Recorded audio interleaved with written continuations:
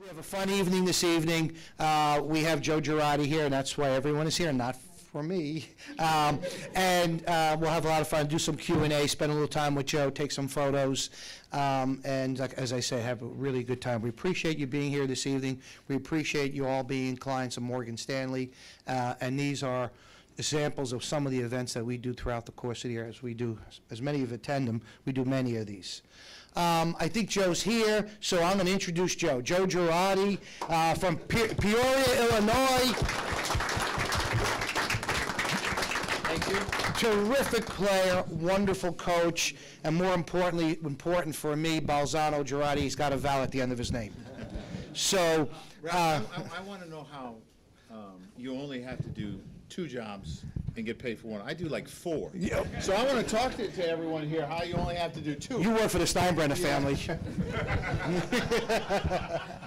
Thank you. So, in any case, thanks, Joe, for being here today. We appreciate it. And thanks for meeting our clients and some of our employees here today. So, as I told you earlier, Joe and I spent a few minutes just a few minutes ago, and I told Joe that I'm a lifelong Yankee fan, as I think most of the people here in the room are. Growing up right by Yankee Stadium, little known fact that way back in the day when I was a kid, in the 3rd inning of a regular season game, if the stadium was empty, they let you into the bleachers for free. You never did that, did you? Occasionally we did. In any case, the title of today's event is A Decade at the Helm, and Joe's had 10 years leading probably the greatest sports franchise in all of sports, and it's really not an easy task to do. So, Joe, as you reflect on your years, thinking back from, let's say, year 1 to now year 10, what does that time period mean to you, professionally as well as personally? Well, professionally means that I've been very fortunate to be part of such a great organization for 10 years, and I've been around a lot of great players, a lot of Hall of Fame players, and, players are the ones that really have to perform at the highest level, and I've been fortunate to be around it. Personally, it's been a place where my family's been for 10 years, and it's the longest we've ever been in one place in our lives. I think about my kids. I have one child that was born in Bronxville, my oldest. My son was born in Illinois, Chicago, Illinois, and my youngest daughter was born in South Florida. So for us, it's been home, and that's been the most important thing. Joe, and your transition from a player to a manager, what was that like? I could see where there could be some difficulties, age. You played with some of the same players that you managed. And the second part of that, when I think about it, is there any managers or business people that you studied or admired to help you achieve your leadership style? The biggest transition of going from player to manager, for me personally, was, A, you never know what it's like to sit in a chair until you sit in it.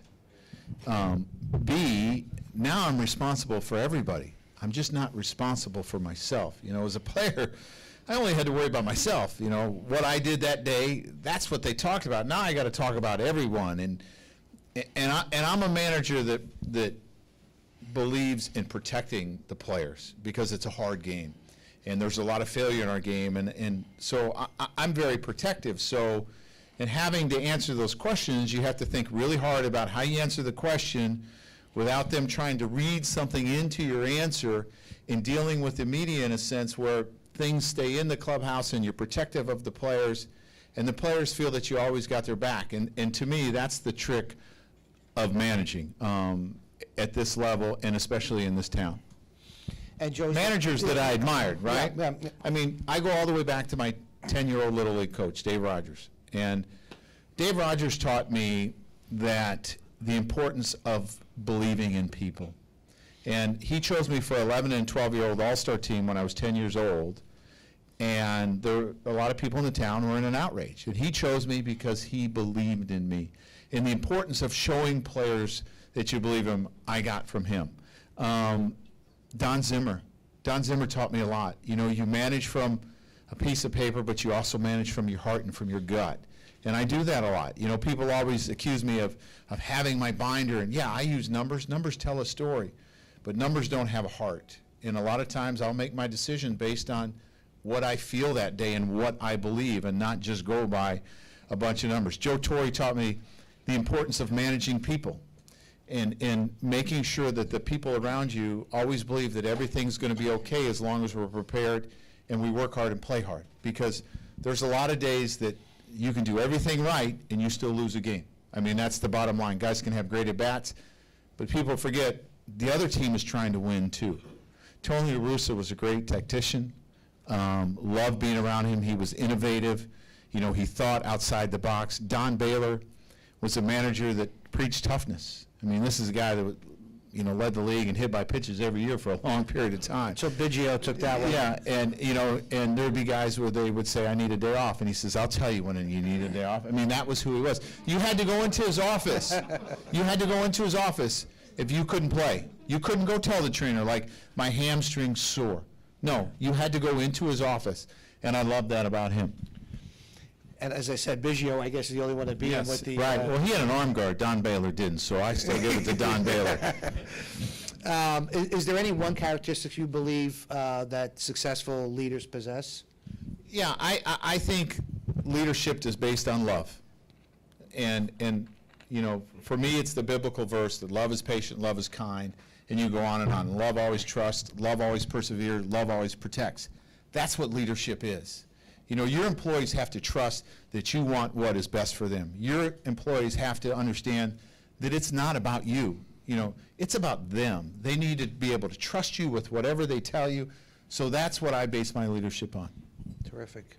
Under your management with the Yankees, which team would you consider to be the strongest on the field, and why? And what's the most important quality of a successful team? Well, I would have to say it was the 2009 team. And that was probably the most talented team we've had since I've been here. But I think the most important quality on the field is perseverance, because we fail so much, and you're going to struggle. And I always want a player that's been knocked down and got back up. I don't want a player that's just went like this the whole time. I want a guy that's fallen and had to fight. You know, and I look at a guy that's here tonight that you're probably going to chance to see, Tyler Austin. Tyler Austin has had to fight. I mean, this is a guy that was taken off the roster, and I don't know if you all understand. If you're on the roster, another team can't claim you. If they take you off the roster, another team can claim you and put you in the big leagues. Well, he was taken off and no one claimed him. So he had to fight his way to get back in the good graces. And I want players like that. I mean, this is a guy that had a bad hammy in Chicago. There was blood in his hamstring, and he kept telling me, I'm fine, I can play. I'm fine, I can play. I mean, there's a toughness there. And to play in this town, you better have a toughness. So my colleagues and I and our clients here are no strangers to highs and lows in business. How do you deal, or how do you manage a team through some of the lows that the Yankees have had to deal with? And on the other flip side of that coin is, you know, how have you kept the players level-headed and humble when you win and you're triumphant? In what I do, the best clubhouse is the clubhouse that's run by the players. The players keep each other in check. And they understand what the manager's wishes are, and they understand if a guy's getting out of line, they take care of it. It doesn't have to get to my desk. And that's what we preach there. It's your clubhouse. It's your team. It's your career. Manage each other.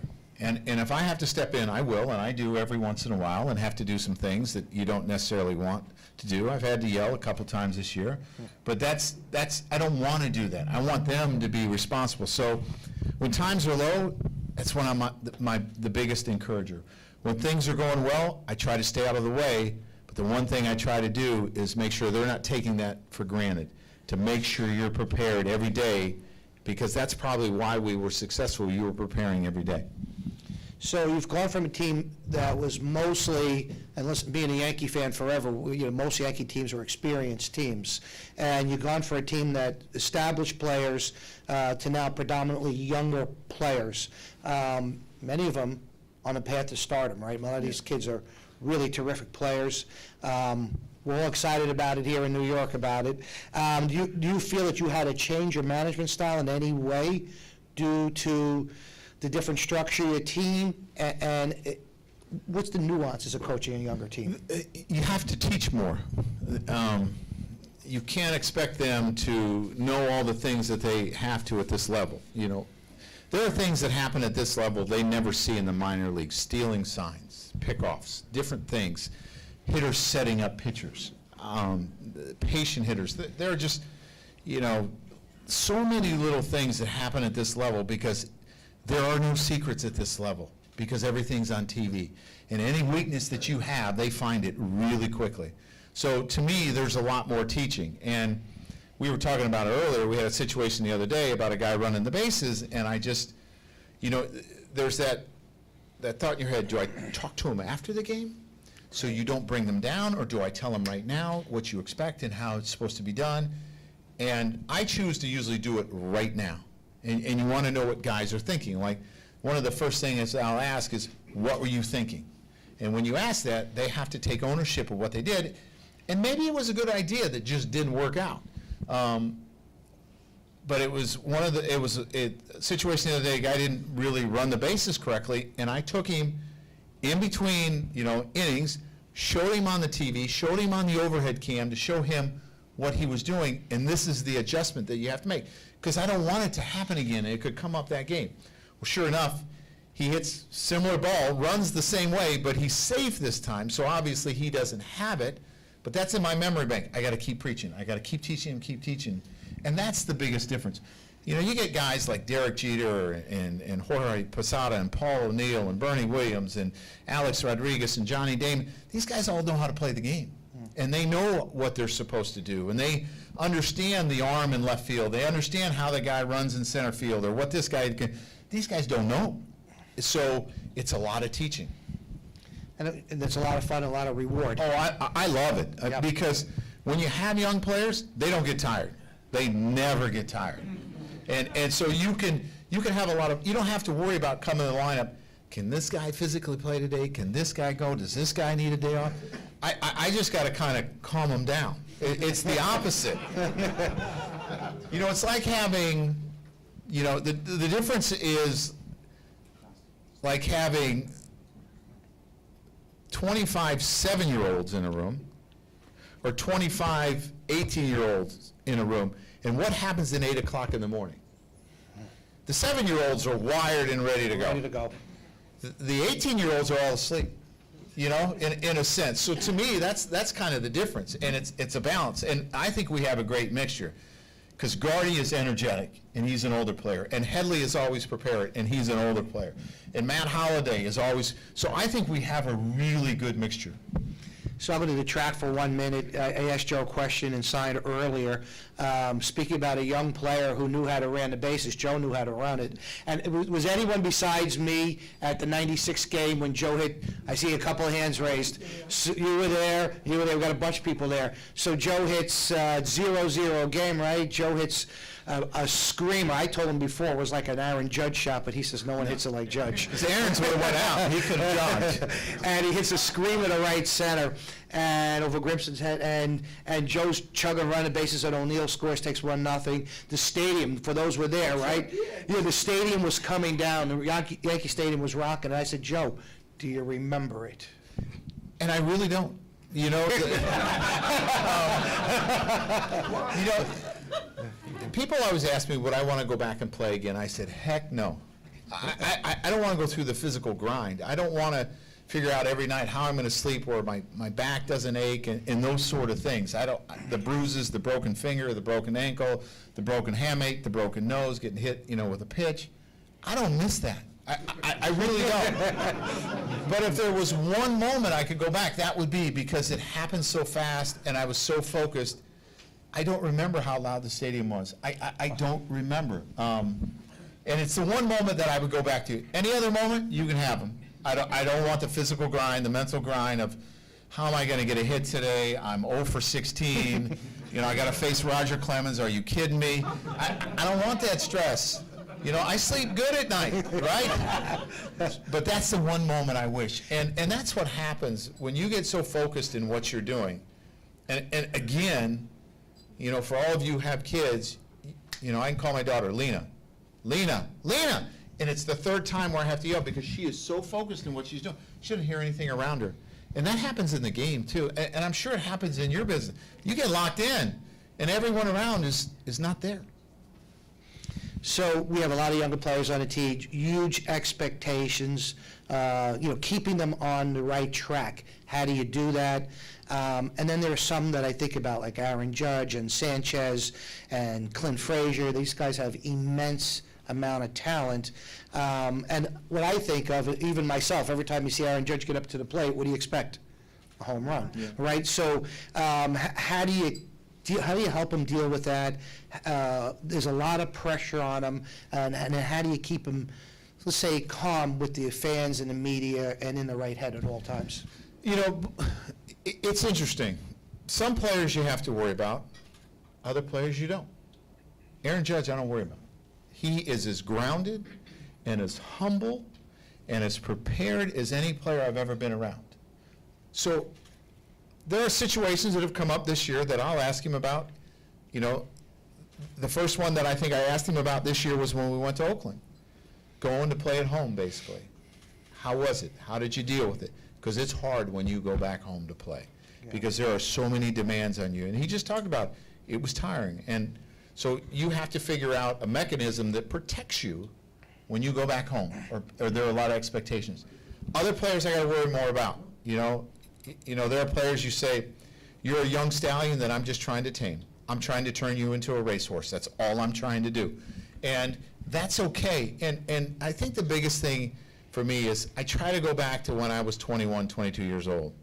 Man, I was still doing a lot of stupid things. And for any of us who say that we weren't, you're probably not being real honest, right?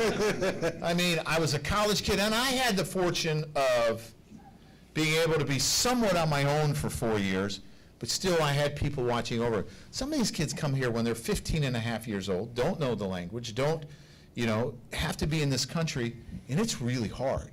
So I'm patient.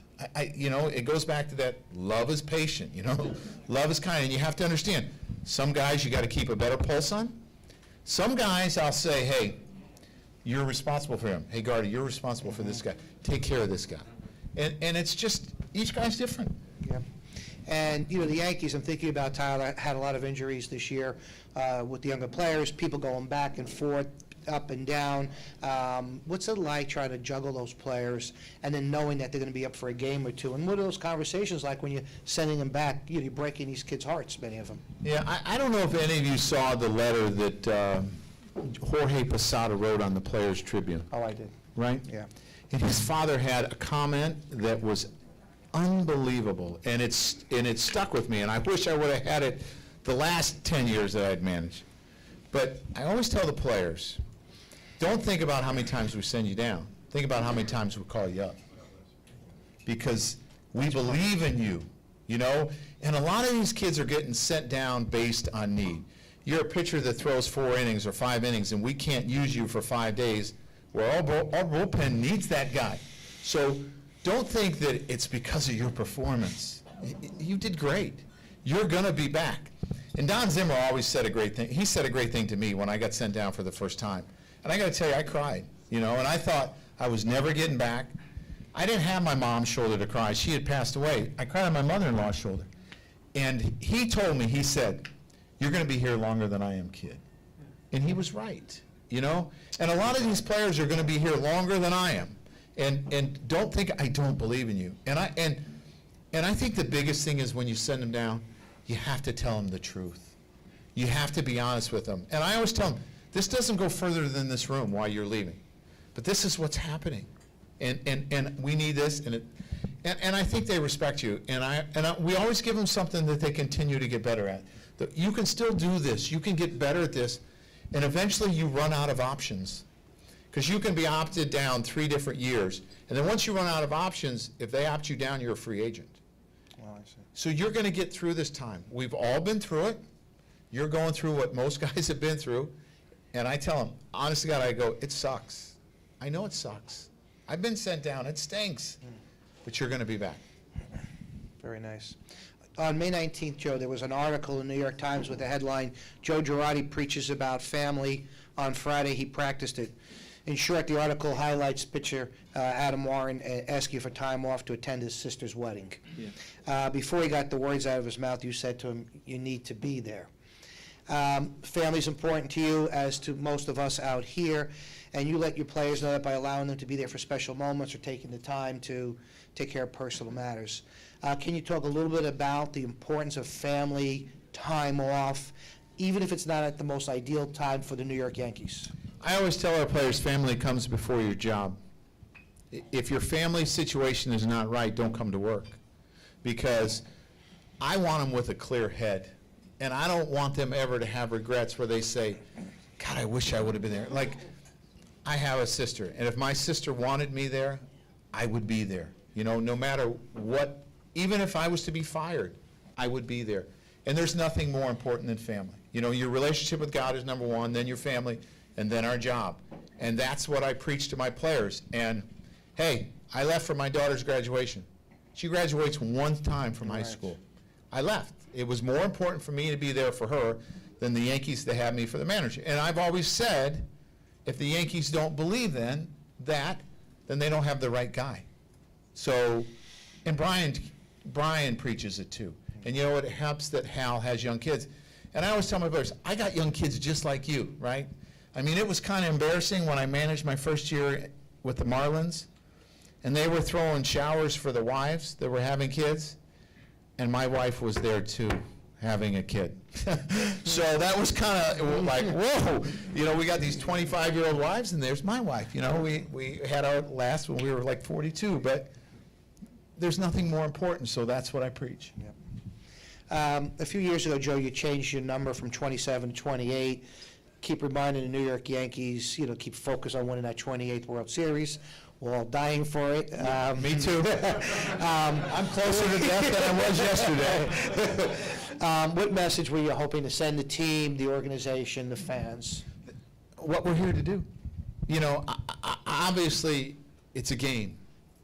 But our game is to win. That's our job. We're paid to be the best we can be every day. And it's a reminder to me, to them, that's what we're paid to do. Yes, we are entertainment for a lot of people. But when you look at the guy on your right and your guy on your left, they're counting on you to give your best every day. And to me, that's the most important thing. That's terrific, Joe. Well, I'm going to close it out with a lightning round, and then I don't know if we have time for Q&A. I'm looking for a signal if we do or don't. But we're going to have a lightning round, Joe. I'm going to go quick. We'll have a little fun. Okay. Well, first thing that comes to your mind. You ready? First, you know, I took a lot of foul tips. Don't hit me, please. The first baseball game you attended? Big league game? Yep. Chicago Cubs, probably when I was 5 years old with my dad. Most memorable pitcher? Mariano Rivera. I heard your favorite pastime is eating. It is. Me too. What favorite restaurant? Falbella's? Molino's in White Plains. Yeah, very good, very good. Good answer. Jimmy loves that. Best year of your 10 years? Best year? 2009. And why was that, Joe? Won the World All right, Series. just want to make sure. The words you would want to describe you about your legacy at the helm of the New York Yankees? Wow. See, I told you, foul tips. I think the word that I want to describe, no matter where I am, is that I'm humble. Thank you. So before we go to Q&A, let's give Joe, he doesn't remember 96. Let's remind him what 96 sounds like.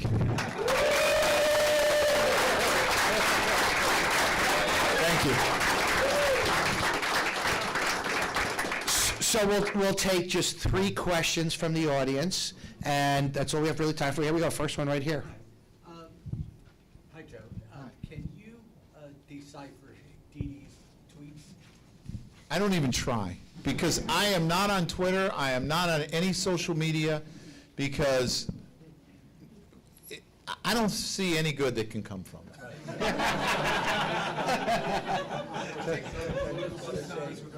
want to say how impressed I have been and my family have been with Lena when she's interviewed by Meredith. Such a confident, self-assured young lady. Well, thank you. She wants to change the name of the show, by the way. Well, she is a star, though. I agree. Okay, next up, right here. Hi, Joe. Hi. Things like StatCast and all those advanced player tracking, do they make your job simpler or more complicated? I would say neither. Because I'm an engineer, and I believe in numbers in certain things, but I use it the way that I want. You can give me all the information you want to give me, and I'm going to use the way it works in my mind. So it doesn't really bother me. Okay, we have one more right up front. So you definitely seem like a leader who's concerned with the well-being of your players, and you want to protect them. So what advice would you give to people who have to deal with a leader or a coach or manager that might be too demanding or ask too much? Like, how much should you sacrifice for your To me, I would give my all every day, and if that's not good enough, sorry. You know, that's you know, I'm going to give you everything I got every day, and if it's not good enough, then maybe I'm not meant to be here. I mean, that's the bottom line, and I don't think you can be afraid to change or to stand up for what you believe in as long as it's in a respectful way. Because I see it in today, I see it in parents, I see it in coaches, I see it in so many places. The demands and the expectations we have for kids today are unfair, you know? Every kid is not going to be a Major League Baseball player. Every kid that plays basketball is not going to be an NBA player. It's not going to happen. Everyone has a job to do in life. But I feel for kids today, and now you got me on my soapbox here, right? Right? Our job as leaders and coaches and whatever is to want people to come back and want them to come play for you, to come work for you. That's our job. And if you don't feel that, someone's not doing their job. And just a quick story. Living next door, when we were living in Chicago, there was a boy that was 11 years old, and they were having a baseball banquet at the house, and one of the fathers came up and said, you know, he says, do you think you could talk to our kids about being more intense and focused in the game? And if you had any advice to give to us parents, what would you give them? I said, you really want to know? He goes, yeah. I said, most of you don't know half of what you think you know, and you should make sure the kids want to come back and have fun. That's the bottom line. And like I said, I feel for kids today. I really do. And the school expectations and let kids be kids. Let kids have their summer. Let them play in the pool. Let them think of games. Get them outside. Let kids be kids. Because you know what? Growing up isn't all cracked up to what we think it is. Right? So let them enjoy their life for a while. Beautiful, Joe. Thank you very much, Joe. Thank you. It was a pleasure.